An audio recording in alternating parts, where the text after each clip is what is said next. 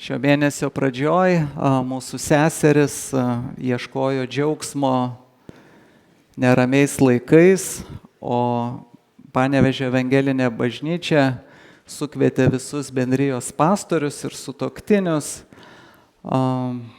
į seminarą tema Jėzus mano džiaugsmas. Šio seminaro metu mes buvome raginami prisiminti tą džiaugsmą, kurį patyrėme, kai pradėjome tarnauti viešpačiui ir skambėjo žodis, kuris ragino mus atsinaujinti tame, prisiminti tai. Ir iš tiesų Jėzus yra mūsų džiaugsmas, mes net dovanų gavom, aš pasipuošiau šiam laikotarpiu, advento laikotarpiu, visas krikščioniškas pasaulis pradeda švęsti advento laikotarpį 4 sekmadienius, laukia Kristaus atėjimo. Laukia Kristaus atėjimo, norėdami prisiminti jo gimimą, bet taip pat ir laukia Kristaus atėjimo, antrojo jo sugrįžimo. Kaip apaštalas Petras sako, mes karštai laukiame viešpaties. Ir šį rytą mano tikslas yra prisiminti su jumis, o kadagi patį pirmą kartą šventajame rašte buvo duota užuomina apie Kristaus atėjimą. Kada patį pirmą kartą Dievas pažadėjo žmonėms, kad jis atsiųs savo sūnų, kokiose aplinkybėse tai nuskambėjo. Aš noriu su jumis šiandieną būtent prisiminti šią istoriją, šias aplinkybės ir pabūti jose. Ir žinot, siekiant atsakyti šitą klausimą, mes esame nukeliami labai daug, keletą tūkstančių metų atgal, gal dar daugiau, į pačią pradžią, kai Dievas sukuria šitą pasaulį. Ir šiandieną išties nėra labai populiaru galvoti, kad pasaulis buvo sukurtas Dievo. Jeigu mes paklausinėtume žmonių, ką jie mano apie tai, tai išgirstume daug įvairiausių dalykų. Vieni mano, kad Dievas yra materija, kaip komunistai kažkada buvo įsitikinę, materija yra amžina, materija kuria materiją ir viskas, kas atsirado iš materijos. Kiti mano, kad Dievas yra laikas ir kažkokiu būdu turi tokią iliuziją, kad, jeigu jau paimsim labai didelį laiko tarpą, tai tikrai bet kas galėjo atsirasti. Taigi Dievas, laikas tampa Dievu, kuris tartum viską sukuria, jeigu mes imam milijardus metų. Dar kiti jums pasakys, kad tas Dievas yra kaip pati visata, kuri irgi kažkokiu būdu duoda mums gyvenimą ir gyvybę. Bet mes krikščionys netikim šitais mitais, tiesa, mes netikim šitais pasakojimais, šitais mitais, mes tikim Dievo žodžiu, kuris mums sako, kad mes turime kūrėją. Mes turime kūrėją, kuris sukūrė visus pasaulius, sukūrė šitą visatą ir sukūrė mus žmonės. Ir dar daugiau, Dievo žodis mums atveria, kad Dievas sukūrė mus žmonės iš meilės pertekliaus. Man tokia graži šita mintis, paskutiniu metu aš dažnai ją kartoju, bet gražu ją apmąstyti, kad Dievas nesukūrė žmogaus, nesukūrė savo tautos, su kuria norėtų dalintis meilę iš stokos, iš vienatvės jausmo, iš to, kad jam kažko tai trūko. Jis sukūrė mus iš meilės pertekliaus, kuri buvo trejybėje. Dievas Tėvas mylėjo Sūnų, Šventąją Dvasią, Šventoji Dvasia mylėjo Sūnų ir Tėvą, Tėvas mylėjo Sūnų ir Šventąją Dvasią. Ir tai buvo Dievas yra meilė, tai begalinė meilė, iš šitos begalinės meilės atsirado žmogus. Ir Dievas nusprendė šitą meilę pasidalinti su kūriniu, kuris bus panašus į jį. Jis suplanavo sukurti savo tautą, su kuria galės gyventi per amžius ir mėgautis meilės, artumo, vienybės santykiuose. Ir tada pradžios knyga mums sako, kad įvyko tokia ypatinga diena. Mes, kai vyksta kažkas gyvenime, mūsų istorijoje, sakom, įvyko istorinė diena. Ir išties ta diena buvo istorinė diena. Daug dienų žmonių gyvenime yra nulėmę paskui tam tikrą laiko tarpsnį, įtakoja labai stipriai tautų gyvenimus, atskirų žmonių gyvenimus. Tačiau viena diena įtakojo visų žmonių gyvenimus. Viena diena turėjo be galo didelį poveikį, be galo didelės ir šiuo atveju liūdnas pasiekmes kiekvienam žmogui. Ir ta diena buvo ta diena, kai žmogus nusidėjo, kai jis nepakluso Dievui, bet nusprendė pasirinkti tai, kas jam geriau, sekti savo troškimais, ne Dievo valia. Ir paskaitykime ištrauką iš Pradžios knygos 3 skyriaus, ieškodami tos pirmos užuominos apie Kristų ir prisimindami šitą istorinę dieną, žmonijos istorinę, kuri visiems laikams įsirašė į mūsų istoriją. Pradžios 3 skyrius, nuo 1 eilutės mes skaitome: gyvatė buvo gudresnė už visus žemės gyvūnus, kurios viešpats Dievas sutvėrė. Ji tarė moteriai: ar tikrai Dievas pasakė, nevalgykite nuo visų sodo medžių? Moteris atsakė gyvatei: mums leista valgyti sodo medžio vaisius, išskyrus vaisius medžio, kuris yra sodo viduryje. Dievas įsakė, nevalgykite nuo jo ir nelieskite jo, kad nemirtumėte. Gyvatė atsakė: nemirsite. Dievas žino, kad tą dieną, kurią valgysite nuo jo, atsivers jūsų akis ir jūs tapsite kaip dievai, pažindami gerą ir blogą. Kai moteris pamatė, kad medžio vaisiai yra tinkami maistui, patrauklus akims ir vieną suvalgius galima įsigyti išminties, ji paėmė jo vaisių, pati valgė ir davė savo vyrui, ir jis valgė. Tada atsivėrė abiejų akis ir jie suprato esą nuogi. Juodu supynė figmedžio lapus ir pasidarė prijuostes. Dienai atvėsus, išgirdę viešpaties Dievo vaikščiojančio sode balsą, Adomas ir jo žmona pasislėpė nuo viešpaties Dievo veido tarp sodo medžių. Viešpats Dievas pašaukė Adomą: kur tu esi? O tas atsiliepė: išgirdau tavo balsą ir išsigandęs, kad esu nuogas, pasislėpiau. Dievas tarė: kas tau pasakė, kad tu nuogas, gal valgai nuo medžio, nuo kurio tau įsakiau nevalgyti?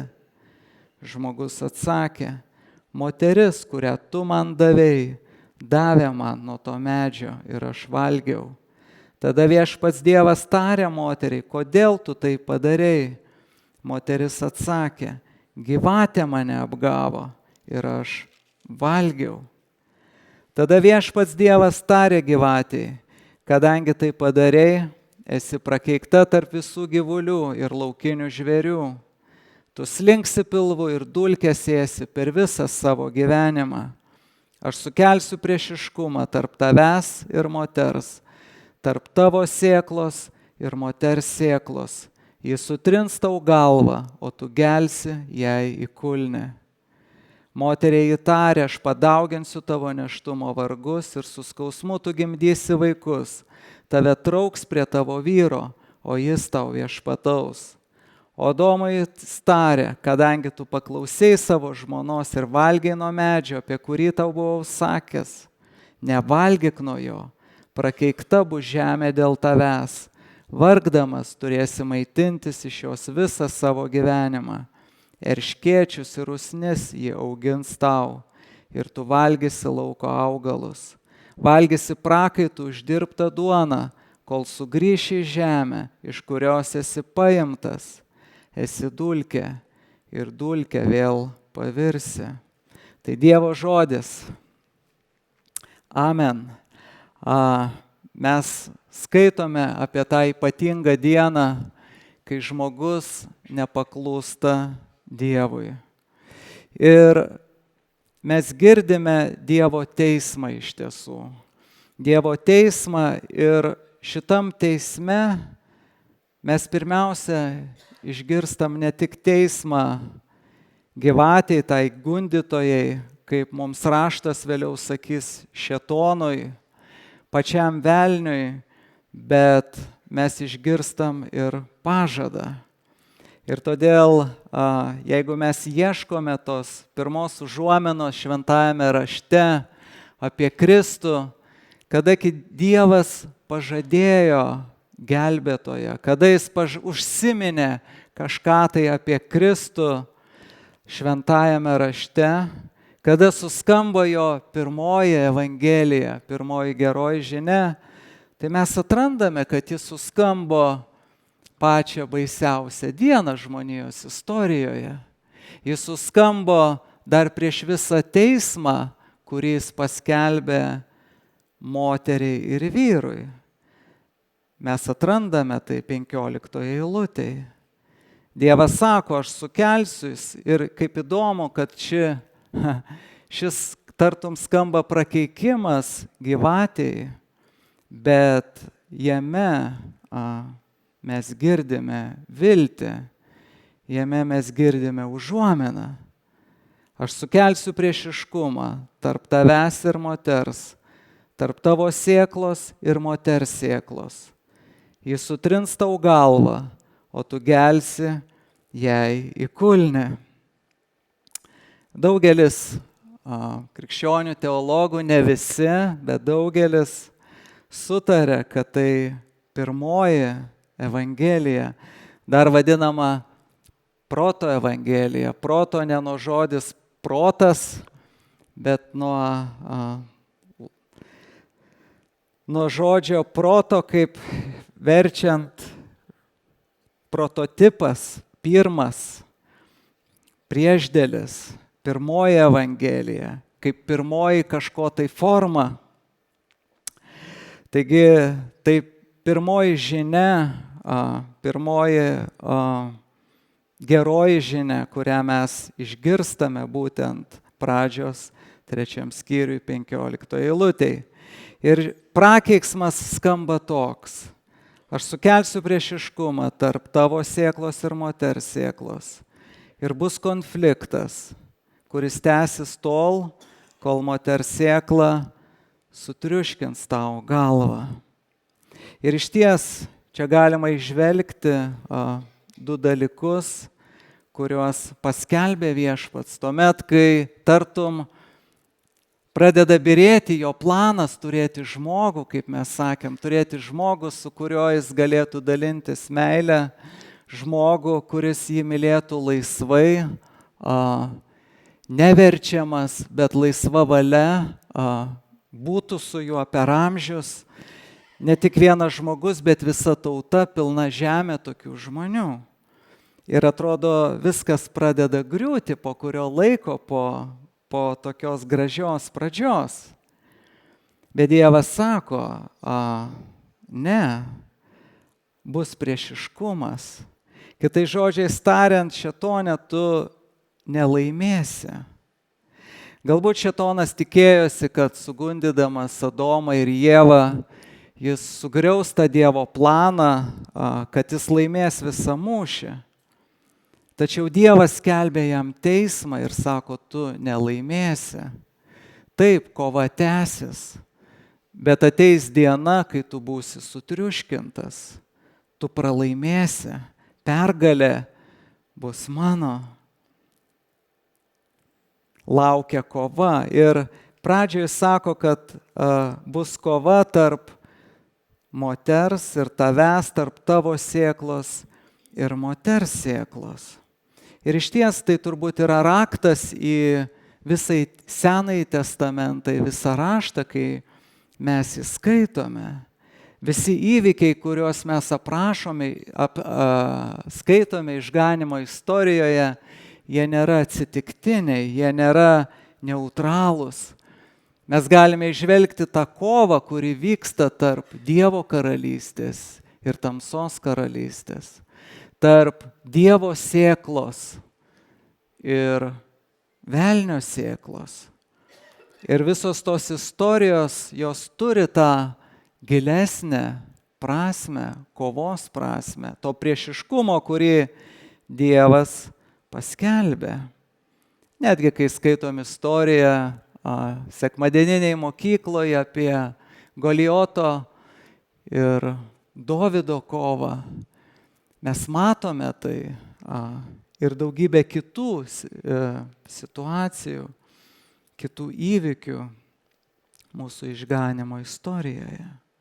Taigi vyksta kova, priešiškumas tarp Dievo sėklos, moters iš moters ir velnio sėklos, gyvatės sėklos.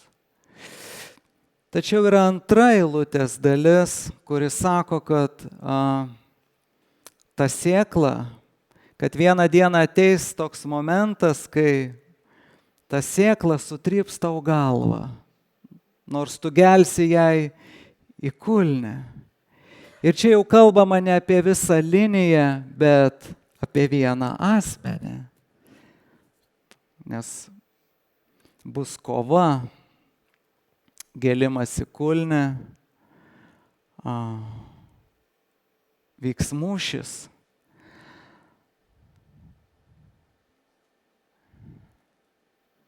Krikščionis nuo pat pradžių suprato šį pažadą kaip pranašystę apie Kristaus atėjimą.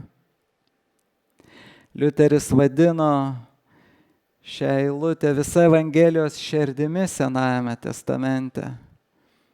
Kalvinas pabrėžė, kad šis pažadas yra visos išganymo istorijos pradžia. Krikščionis žvelgia į pradžią ir matė šitą aliuziją, šitą nuorodą, užuominą apie Kristaus atėjimą. Ir žinot,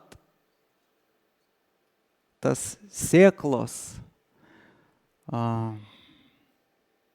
palikuonio to laukimas, šis pasakojimas plėtojamas per visą Senąjį testamentą. Šitoj 15 eilutėje mes girdime tą žodį sėkla ir jis mums toks gal nėra įprastas, bet visur kitur Senasis testamentas tą hebrajišką žodį zera, jį jau verčia nebe kaip sėkla, bet vienur verčia sūnus, kitur verčia palikuonis. Ir tada, kai mes matome tą žodžio kelionę per Senąjį testamentą, mes pamatome, kad jau nuo pat pradžių buvo tas laukimas, o kadagi tas pažadas įsipildys, kadagi Dievas išpildys tą pažadą, kurį davė tą juodžiausią istorijos dieną žmogui. Kaip pavyzdžiui, 4 skyriuje,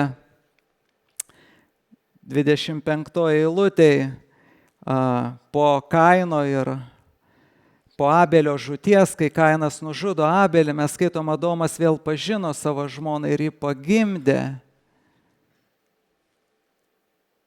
Sūnų vardu Setas, sakydama, Dievas man davė kitą sėklą vietoje Abelio, kurį Kainas užmušė. Dievas davė man kitą sėklą. Tai yra jau pačioj 4 skyriaus 1 eilutėje, kai Adomas sako, pažino savo žmonai, tapo našiai, pagimdė Kainą ir tarė, įgijau sūnų viešpaties pagalba, iš viešpaties atėjo man sėkla. Iš tiesų, Ieva, jinai tikėjosi, kad kai Dievas jau davė jai vaikus, tai ir bus ta sėkla, jo sėkla, kaip moters sėkla, kuri sutraiškis gyvatei galvą, kuri nugalės. Tačiau pirmi du sūnus, mes matom, vienas teisusis, kitas žmogžudys, įvyksta tas konfliktas, jau ta karalystės kova prasideda, tos dvi linijos, tos dvi sėklos ir teisusis žūsta. Bet kai gimsta Setas, Ieva laukia toliau to pažado. Ir jeigu mes verčiame ir sakome, Dievas davė kitą sėklą, mes matome tam tikrą tąsą, tą lūkestį to pažado išpildymo. Ir iš ties tai tęsiasi toliau, tiesiog kiekvieną kartą, kai skaitote Senąjį testamentą, ypač pradžios knygą, jūs atrandat žodį palikuonis, jūs beveik galit jau žinoti, kad tai bus tas pats žodis sėkla, nes sėkla jis gali būti vartojamas tiek vienaskaita, tiek daugiskaita, ne kaip ir mūsų kalboje, taip ir hebrajų kalboje, todėl vienur jis verčiamas kaip į vienaskaitą, kitur į daugiskaitą. Dievas tarė Nojui ir jo sūnums kartu su juo, aš darau sandorą su jumis ir jūsų sėkla, jūsų palikuonėmis, kurie gyvens po jūsų. Toliau rutuliojasi tie palikuonės, galiausiai Dievas sutinka Abraomą, sako, aš patvirtinsiu sandorą tarp savęs ir tavęs, bei tavo sėklos galima versti, kaip amžiną sandorą, kad būčiau Dievas tau ir tavo palikuonėms, tavo sėklai po tavęs. Vėliau 22 skyriuje mes skaitome šį žinomą pažadą, kurį Dievas pažada Abraomui, sako, aš laiminti tave palaiminsiu ir dauginti padauginsiu tavo sėklą. Tavo palikuonių, tavo sėklos bus kaip žvaigždžių danguje ir jūros smilčių pakrantėje. Tavo sėkla užims savo priešų vartus ir tavo sėkloje bus palaimintos visos žemės tautos dėl to, kad paklausėjai mano balso. Ir žydai, kai skaito šias vietas, jie sako, tai kalba tik apie tautą, tik mus kaip apie išskirtinę tautą.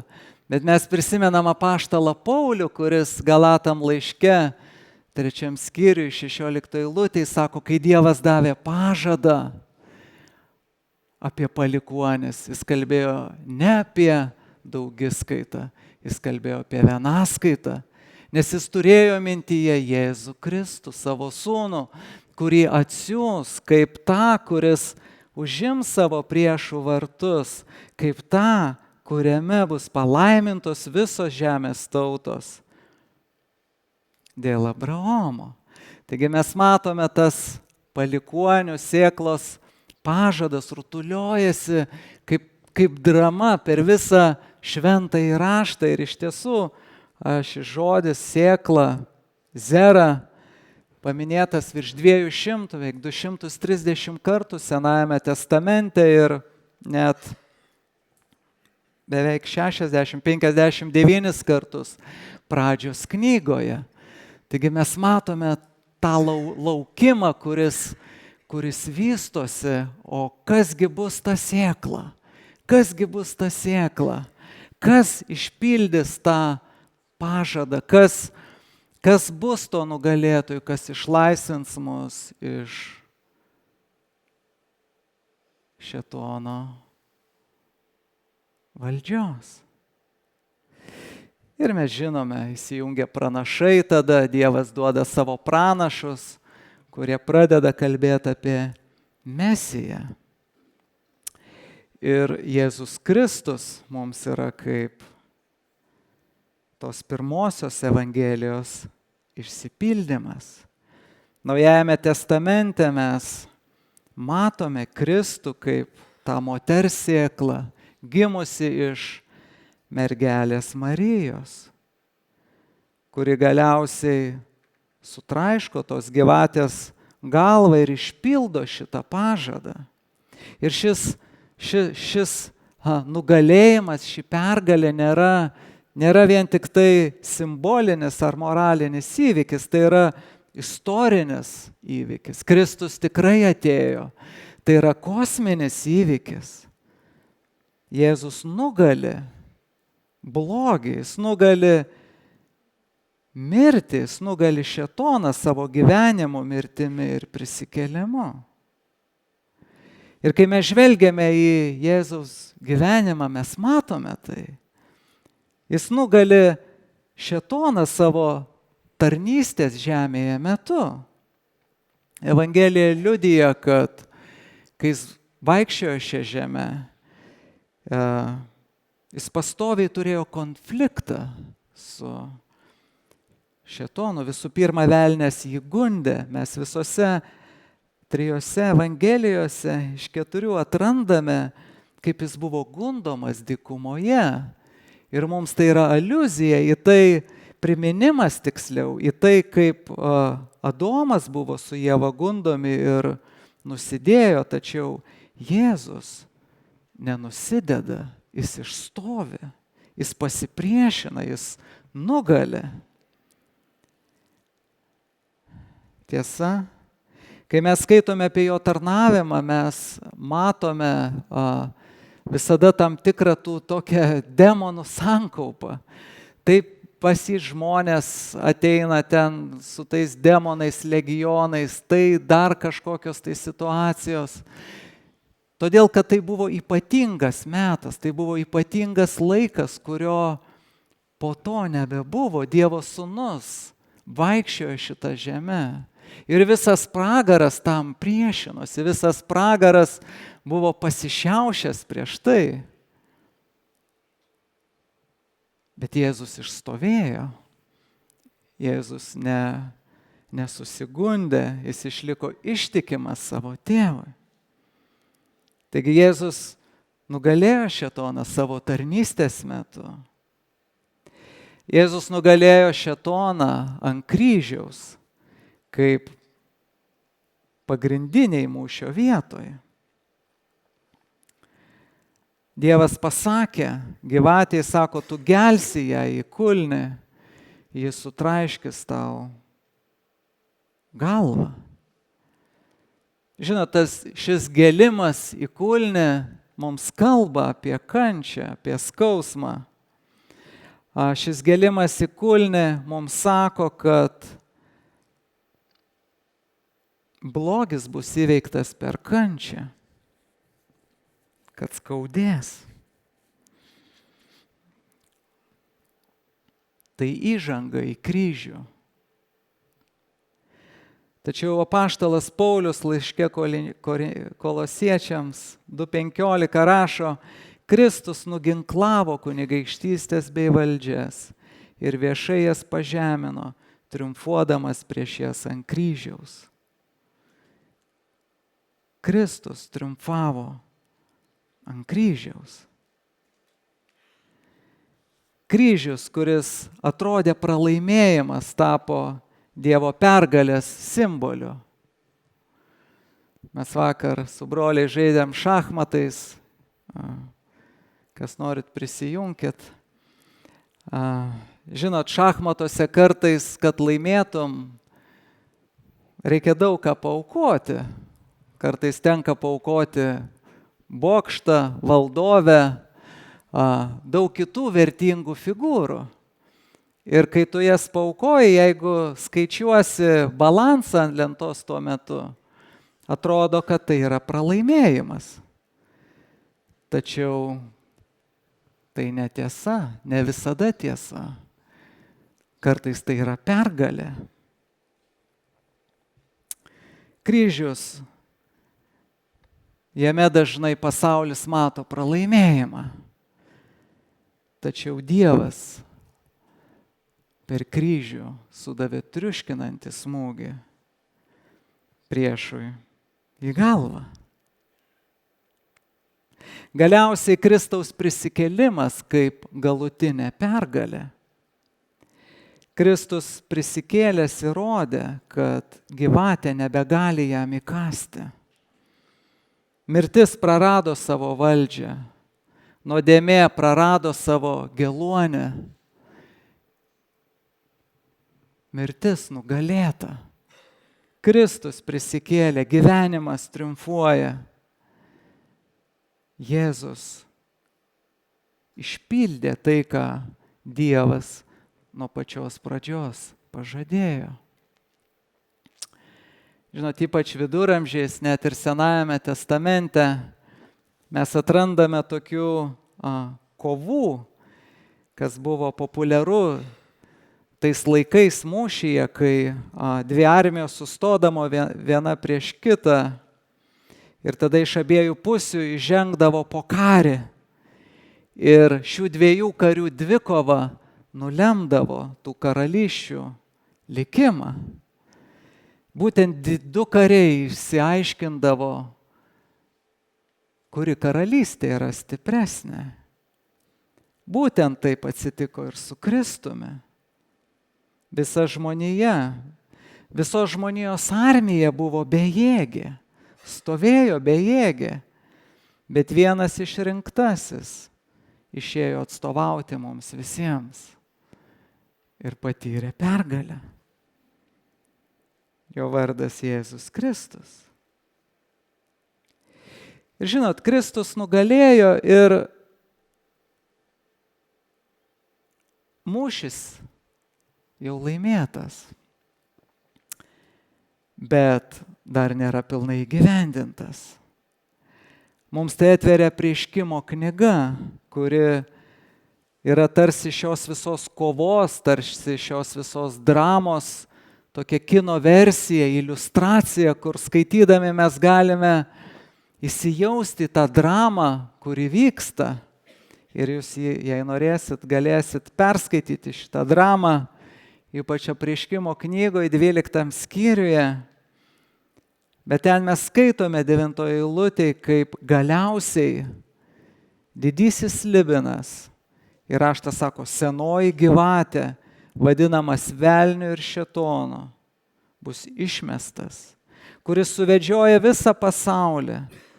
Jis bus išmestas ir įmestas galiausiai ugnies ežerą. Taigi įvyksta galutinė kulminacija,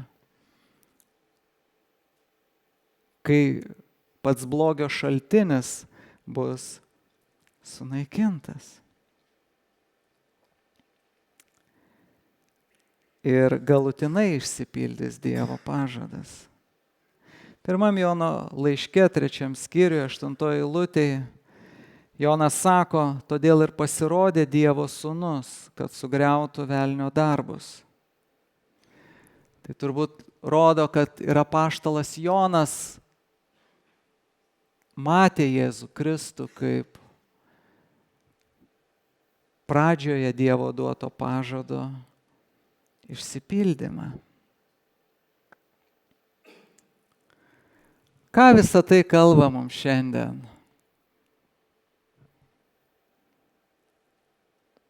Ogi tai kalba mums tai, kad Dievas iki galo išpildys tai, ką Jis yra pažadėjęs.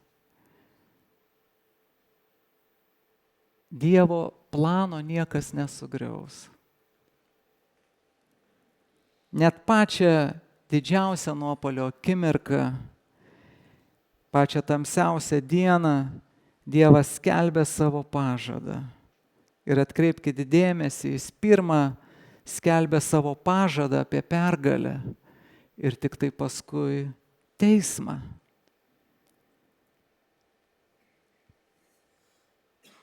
Ta diena, kai įeina į visą pasaulį, kaip sako, per vieną žmogų, Adomą, į pasaulį įėjo nuodėmė.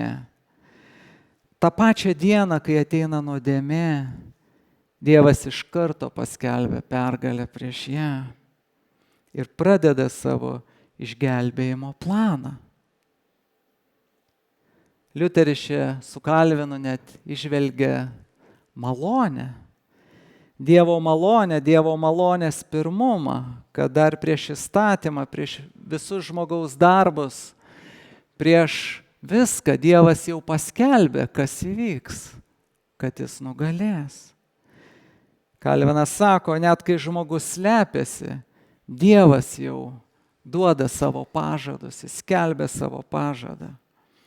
Taigi, brangieji, Dievas atpirks savo tautą, nuodėmė bus nugalėta. Vieną dieną visi karai tikrai liausis. Kristus yra nugalėtojas. Pergalė bus Dievo, ne žmonių. Tai mums didelė paguoda. Tai mums didelis džiaugsmas. Dievas sukurs savo tautą. Tyra, be kliaudos, be dėmės. Nuodėmė bus pažabota galutinai. Tu esi pašauktas būti šitos tautos dalim. Dievas šaukia tave.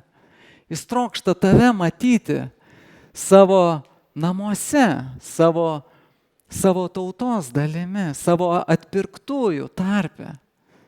Tai jo planas, jis kviečia tave. Jo niekas nesustabdys. Nei velnio nuopolis, nei žmogaus nuodėmė, nei žmogaus sukilimas, nusigręžimas. Dievas išpildys tai, ką jis sumanė nuo pat kūrinijos pradžios. Jis nesutriko, kai žmogus nusidėjo.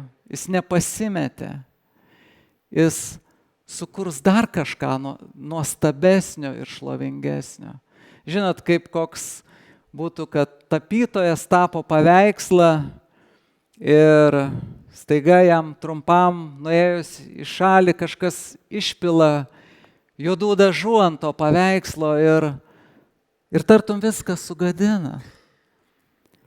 Bet tapytojas neišmeta paveikslą. Jis sako, ne, aš paimsiu teptuką ir ant šito paveikslo nutapysiu dar kažką nuostabesnio, dar gražesnio, negu buvo iš pat pradžių. Kristaus pergalė bus įtvirtinta. Dievas nugalės. Koks geras yra viešpats, koks jis maloningas. Kai žmogus nusideda, jis pirmiausia paskelbė gydymo planą, o tik tai tada diagnozę. Kartais mes nueinam pas gydytoją ir mes pirmiausia išgirstam diagnozę. Ir ne visada gydytojas žino, kaip mus gydys. Bet čia Dievas žino. Jis viską laiko savo rankose. Jis turi planą. Taigi Dievas nugalės, Kristus triumfuos, pergalė yra jo. Ir Kristus jau vieną kartą atėjo ir mes to džiaugiamės, mes tai švenčiame. Ir jis ateis antrą kartą. Būkime tuo tikri, būkime tame tvirti, laukime su, kaip raštas sako, su baime ir drebėjimu to savo išganimo. Stenkimės, kad jis atrastų mus šventus, nesuteptus, gyvenančius tyrai. Mums sako raštas, nepasiduokim netikėjimo, apatijai, kad o gal jis delsia. Dievo žodis sako, jis nedelsia. Jis nori, kad kuo daugiau žmonių išsigelbėtų. Jis nedelsia ištesėti savo pažado. Jis atliks visą, ką yra sumanęs. Ir aišku, ši ištrauka, ši vieta, šis pažadas mums taip pat primena, kad mes esame dvasiniai kovoje. Mes esame priešiškume. tol kol viskas bus išpildyta, mes esame tose dvasinėse grumtynėse. Apaštalas Paulius mums sako, kad mes grumėmės ne su kūnu, ne su krauju, bet su tamsos jėgomis. Mes esame tame mūšyje. Žinot, kaip čia panašiai kaip jau buvo paskelbta Antrojo pasaulinio karo kapituliacija, vokiečiai kapituliavo, buvo paskelbta pergalė, bet mūšiai dar vyko. Kažkiek dienų vienur kitur jie tęsėsi, tol kol pilnai ta pergalė buvo įtvirtinta. Taip ir mes esame šitam laikotarpį, kai mūšis yra nugalėtas, kova įveikta, Kristus nugalėjo. Bet mes dar kovoje, mes dar grumėmės. Arba panašiai kaip, žinot, komanda būna, žaidžia kokias krepšinio rungtynės, ir jau laimėjo, 20 taškų laimėjo. 9 taškų neužtenka ir 8, mes įsitikinome. Bet 20 taškų, jau liko 1 minutė, tu jau laimėjai. Bet vis tiek reikia sužaisti rungtynės iki galo, tiesa. Vis tiek tu turi dalyvauti tose rungtynėse, tu turi sužaisti jas iki galo, nors pergalė jau akivaizdi. Broliai, sesės, mes priklausome komandai, kuri jau nugalėjo. Tu priklausai komandai, kuri jau nugalėjo. Būk stiprus, būk drąsus tam priešiškume, kurį tu patiri, toj kovoj,